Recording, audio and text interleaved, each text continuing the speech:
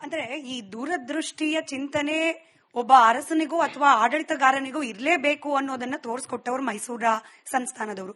ನನಗೆ ಇನ್ನೊಂದು ಗೊಂದಲ ಏನ್ ಬರುತ್ತೆ ಅಂದಾಗ, ಡೌನ್ ಸೌತ್ ನಮ್ಮ ಕರ್ನಾಟಕದ ದಕ್ಷಿಣ ಭಾಗದಲ್ಲಿ ಈಗಿರ್ತಕ್ಕಂಥ ವ್ಯವಸ್ಥೆಗೆ ಇಲ್ಲಿನ ಆಳ್ವಿಕೆ ಅಥವಾ ಅರಸರ ದೂರದೃಷ್ಟಿ ಚಿಂತನೆ ಆ ಕಾರಣ ಅಂತ ಆದ್ರೆ, ನಮ್ಮ ಉತ್ತರ ಕರ್ನಾಟಕ ಭಾಗದ ಅಭಿವೃದ್ಧಿ ಬಗ್ಗೆ ಈಗಲೂ ಕೂಡ ಚರ್ಚೆಗಳಾಗತ್ತೆ, ವಿಶೇಷ ಅನುದಾನ ಬೇಕು ಅಂತಾಗತ್ತೆ.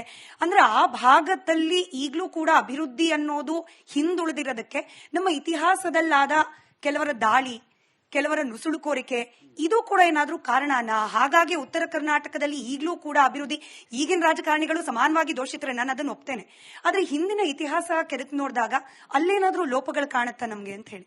ಖಂಡಿತ. ಇದು ಯಾಕೆಂತಂದ್ರೆ ಇದಕ್ಕೆ ಸುಮಾರು ಒಂದು 500-600 ವರ್ಷದ ಹಿಂದೆ ಹೋಗ್ಬೇಕು.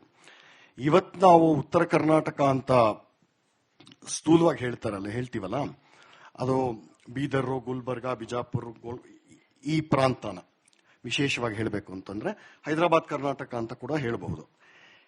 ಇದನ್ನ ಅರ್ಥ ಮಾಡ್ಕೋಬೇಕು ಅಂತಂದ್ರೆ ಸುಮಾರು ಒಂದು 500-550 ವರ್ಷ ಚಿಲ್ಲರೆ ಹಿಂದೆ ಹೋಗ್ಬೇಕಾಗತ್ತೆ.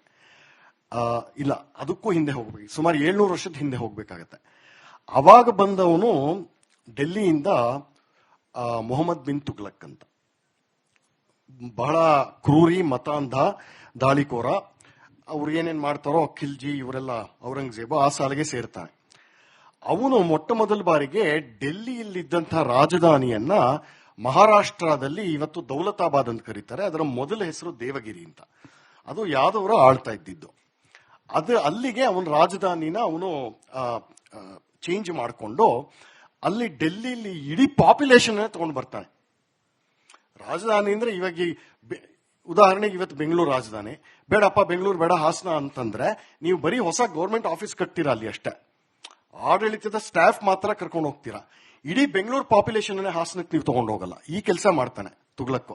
ಅದಕ್ಕೆ ತುಗ್ಲಕ್ ದರ್ಬಾರ್ ಅನ್ನೋದು. ಸೊ ಚಿನ್ನದ ನಾಣ್ಯಕ್ಕೂ ತಾಮ್ರದ ನಾಣ್ಯಕ್ಕೂ ಒಂದೇ ಬೆಲೆ ಕಟ್ಬಿಟ್ಟ. So economy ಬರ್ಬಾದಾಗೋಯ್ತು.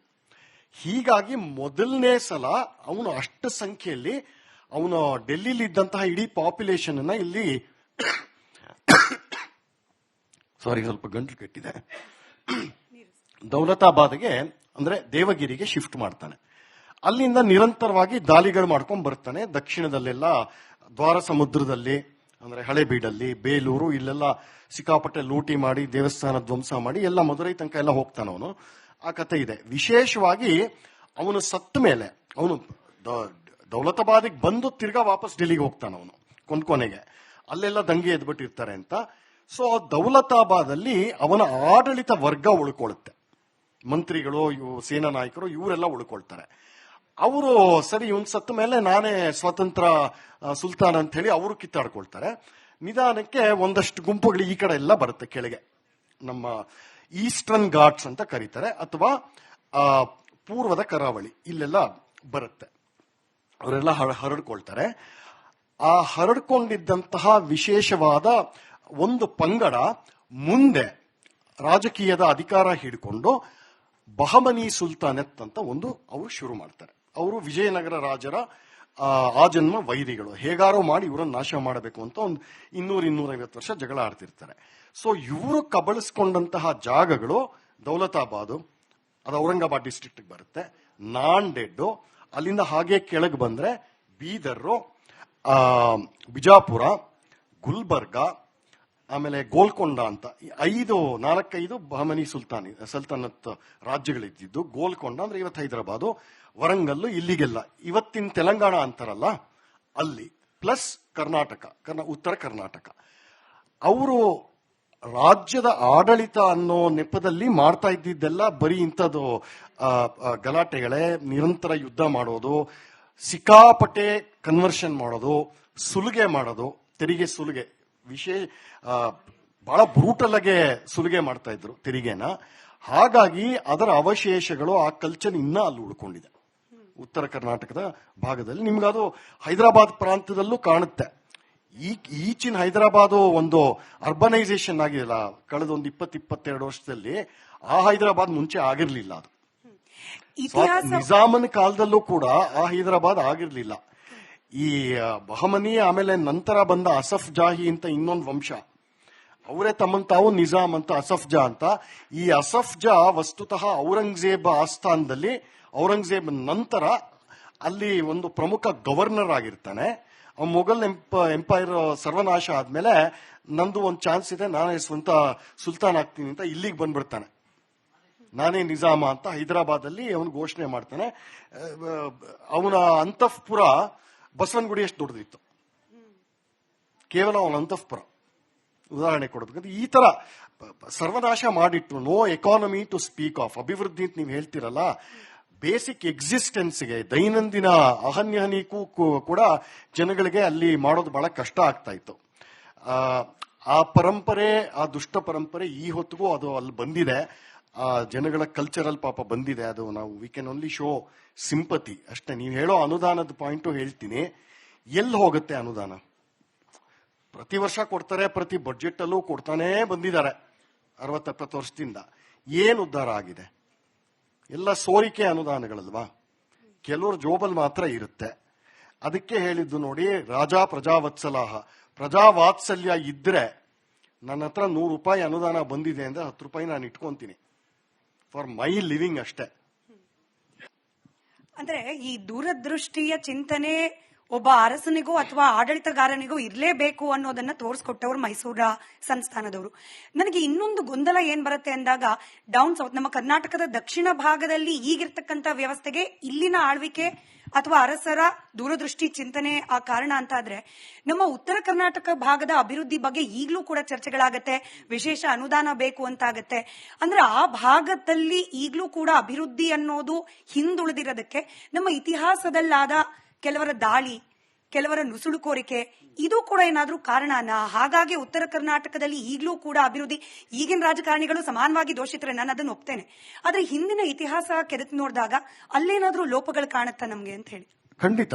ಇದು ಯಾಕೆಂತಂದ್ರೆ ಇದಕ್ಕೆ ಸುಮಾರು ಒಂದು 500-600 ವರ್ಷದ ಹಿಂದೆ ಹೋಗ್ಬೇಕು. ಇವತ್ತು ನಾವು ಉತ್ತರ ಕರ್ನಾಟಕ ಅಂತ ಸ್ಥೂಲವಾಗಿ ಹೇಳ್ತೀವಲ್ಲ, ಅದು ಬೀದರ್, ಗುಲ್ಬರ್ಗಾ, ಬಿಜಾಪುರ, ಈ ಪ್ರಾಂತನ ವಿಶೇಷವಾಗಿ ಹೇಳಬೇಕು ಅಂತಂದ್ರೆ ಹೈದರಾಬಾದ್ ಕರ್ನಾಟಕ ಅಂತ ಕೂಡ ಹೇಳಬಹುದು.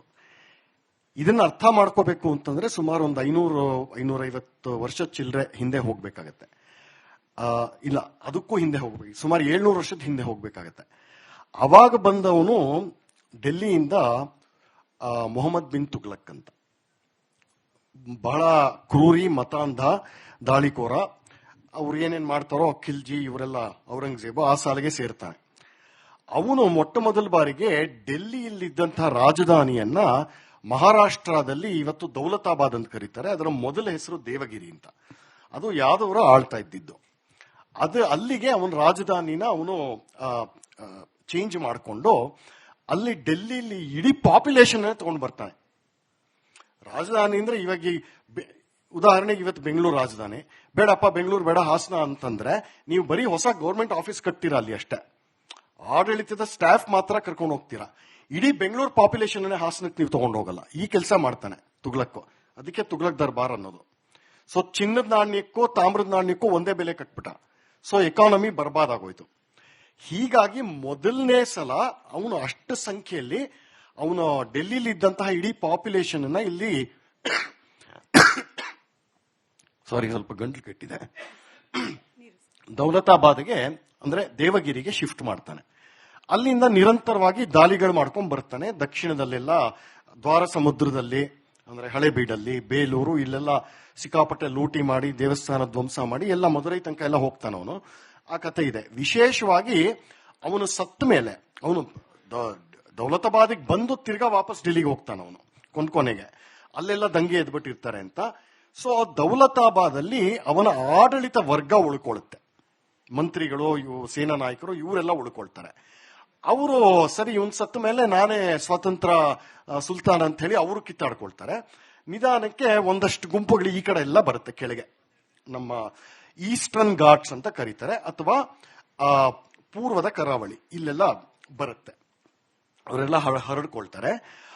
ಆ ಹರಡ್ಕೊಂಡಿದ್ದಂತಹ ವಿಶೇಷವಾದ ಒಂದು ಪಂಗಡ ಮುಂದೆ ರಾಜಕೀಯದ ಅಧಿಕಾರ ಹಿಡ್ಕೊಂಡು ಬಹಮನಿ ಸುಲ್ತಾನತ್ ಅಂತ ಒಂದು ಅವರು ಶುರು ಮಾಡ್ತಾರೆ. ಅವರು ವಿಜಯನಗರ ರಾಜರ ಆ ಜನ್ಮ ವೈರಿಗಳು, ಹೇಗಾರೋ ಮಾಡಿ ಇವರನ್ನು ನಾಶ ಮಾಡಬೇಕು ಅಂತ ಒಂದು 200-250 ವರ್ಷ ಜಗಳ ಆಡ್ತಿರ್ತಾರೆ. ಸೊ ಇವರು ಕಬಳಿಸ್ಕೊಂಡಂತಹ ಜಾಗಗಳು ದೌಲತಾಬಾದು, ಅದು ಔರಂಗಾಬಾದ್ ಡಿಸ್ಟ್ರಿಕ್ಟ್ ಬರುತ್ತೆ, ನಾಂಡೆಡ್ಡು, ಅಲ್ಲಿಂದ ಹಾಗೆ ಕೆಳಗೆ ಬಂದ್ರೆ ಬೀದರ್ರು, ಬಿಜಾಪುರ, ಗುಲ್ಬರ್ಗ, ಆಮೇಲೆ ಗೋಲ್ಕೊಂಡ ಅಂತ 4-5 ಬಹಮನಿ ಸಲ್ತನತ್ ರಾಜ್ಯಗಳಿದ್ದಿದ್ದು. ಗೋಲ್ಕೊಂಡ ಅಂದ್ರೆ ಇವತ್ತು ಹೈದರಾಬಾದು, ವರಂಗಲ್ಲು, ಇಲ್ಲಿಗೆಲ್ಲ ಇವತ್ತಿನ ತೆಲಂಗಾಣ ಅಂತಾರಲ್ಲ ಅಲ್ಲಿ, ಪ್ಲಸ್ ಕರ್ನಾಟಕ, ಉತ್ತರ ಕರ್ನಾಟಕ. ಅವರು ರಾಜ್ಯದ ಆಡಳಿತ ಅನ್ನೋ ನೆಪದಲ್ಲಿ ಮಾಡ್ತಾ ಇದ್ದಿದ್ದೆಲ್ಲ ಬರೀ ಇಂಥದ್ದು ಗಲಾಟೆಗಳೇ, ನಿರಂತರ ಯುದ್ಧ ಮಾಡೋದು, ಸಿಕ್ಕಾಪಟ್ಟೆ ಕನ್ವರ್ಷನ್ ಮಾಡೋದು, ಸುಲಿಗೆ ಮಾಡೋದು, ತೆರಿಗೆ ಸುಲಿಗೆ ಬಹಳ ಬ್ರೂಟಲ್ ಆಗಿ ಸುಲಿಗೆ ಮಾಡ್ತಾ ಇದ್ರು ತೆರಿಗೆನ. ಹಾಗಾಗಿ ಅದರ ಅವಶೇಷಗಳು, ಆ ಕಲ್ಚರ್ ಇನ್ನ ಅಲ್ಲಿ ಉಳ್ಕೊಂಡಿದೆ ಉತ್ತರ ಕರ್ನಾಟಕದ ಭಾಗದಲ್ಲಿ. ನಿಮ್ಗದು ಹೈದರಾಬಾದ್ ಪ್ರಾಂತ್ಯದಲ್ಲೂ ಕಾಣುತ್ತೆ. ಈಚಿನ ಹೈದರಾಬಾದ್ ಒಂದು ಅರ್ಬನೈಸೇಷನ್ ಆಗಿಲ್ಲ ಕಳೆದ ಒಂದು 20-22 ವರ್ಷದಲ್ಲಿ. ಆ ಹೈದರಾಬಾದ್ ಮುಂಚೆ ಆಗಿರ್ಲಿಲ್ಲ. ಅದು ನಿಜಾಮನ ಕಾಲದಲ್ಲೂ ಕೂಡ ಆ ಹೈದರಾಬಾದ್ ಆಗಿರ್ಲಿಲ್ಲ. ಈ ಬಹಮನಿ ಆಮೇಲೆ ನಂತರ ಬಂದ ಅಸಫ್ ಜಾಹಿ ಅಂತ ಇನ್ನೊಂದು ವಂಶ, ಅವರೇ ತಮ್ಮನ್ನು ತಾವು ನಿಜಾಮ್ ಅಂತ, ಅಸಫ್ ಜಾ ಅಂತ. ಈ ಅಸಫ್ ಜಾ ವಸ್ತುತಃ ಔರಂಗಜೇಬ್ ಆಸ್ಥಾನದಲ್ಲಿ, ಔರಂಗಜೇಬ್ ನಂತರ ಅಲ್ಲಿ ಒಂದು ಪ್ರಮುಖ ಗವರ್ನರ್ ಆಗಿರ್ತಾನೆ. ಮೊಘಲ್ ಎಂಪೈರ್ ಸರ್ವನಾಶ ಆದ್ಮೇಲೆ ನಂದು ಒಂದು ಚಾನ್ಸ್ ಇದೆ, ನಾನೇ ಸ್ವಂತ ಸುಲ್ತಾನ್ ಆಗ್ತೀನಿ ಅಂತ ಇಲ್ಲಿಗೆ ಬಂದ್ಬಿಡ್ತಾನೆ. ನಾನೇ ನಿಜಾಮ ಅಂತ ಹೈದರಾಬಾದ್ ಅಲ್ಲಿ ಅವನು ಘೋಷಣೆ ಮಾಡ್ತಾನೆ. ಅವನ ಅಂತಃಪುರ ಬಸವನಗುಡಿ ಎಷ್ಟು ದೊಡ್ಡದಿತ್ತು, ಕೇವಲ ಅವನ ಅಂತಃಪುರ. ಉದಾಹರಣೆ ಕೊಡೋದಕ್ಕೆ ಈ ತರ ಸರ್ವನಾಶ ಮಾಡಿಟ್ರು. No economy to speak of. ಅಭಿವೃದ್ಧಿ ಅಂತ ನೀವು ಹೇಳ್ತಿರಲ್ಲ, ಬೇಸಿಕ್ ಎಕ್ಸಿಸ್ಟೆನ್ಸ್ಗೆ, ದೈನಂದಿನ ಅಹನ್ಯಹನಿಗೂ ಕೂಡ ಜನಗಳಿಗೆ ಅಲ್ಲಿ ಮಾಡೋದು ಬಹಳ ಕಷ್ಟ ಆಗ್ತಾ ಇತ್ತು. ಆ ಪರಂಪರೆ, ಆ ದುಷ್ಟ ಪರಂಪರೆ ಈ ಹೊತ್ತಿಗೂ ಅದು ಅಲ್ಲಿ ಬಂದಿದೆ. ಆ ಜನಗಳ ಕಲ್ಚರಲ್ ಪಾಪ ಬಂದಿದೆ. ಅದು ನಾವು we can only show sympathy ಅಷ್ಟೇ. ನೀವು ಹೇಳೋ ಅನುದಾನದ ಪಾಯಿಂಟು ಹೇಳ್ತೀನಿ. ಎಲ್ಲಿ ಹೋಗುತ್ತೆ ಅನುದಾನ? ಪ್ರತಿ ವರ್ಷ ಕೊಡ್ತಾರೆ, ಪ್ರತಿ ಬಜೆಟ್ ಅಲ್ಲೂ ಕೊಡ್ತಾನೇ ಬಂದಿದ್ದಾರೆ 60-70 ವರ್ಷದಿಂದ. ಏನು ಉದ್ಧಾರ ಆಗಿದೆ? ಎಲ್ಲ ಸೋರಿಕೆ ಅನುದಾನಗಳಲ್ವಾ, ಕೆಲವರು ಜೋಬಲ್ ಮಾತ್ರ ಇರುತ್ತೆ. ಅದಕ್ಕೆ ಹೇಳಿದ್ದು ನೋಡಿ, ರಾಜಾ ಪ್ರಜಾವತ್ಸಲಾಹ. ಪ್ರಜಾವಾತ್ಸಲ್ಯ ಇದ್ರೆ ನನ್ನ ಹತ್ರ 100 ರೂಪಾಯಿ ಅನುದಾನ ಬಂದಿದೆ ಅಂದ್ರೆ 10 ರೂಪಾಯಿ ನಾನು ಇಟ್ಕೊಂತೀನಿ ಫಾರ್ ಮೈ ಲಿವಿಂಗ್ ಅಷ್ಟೇ.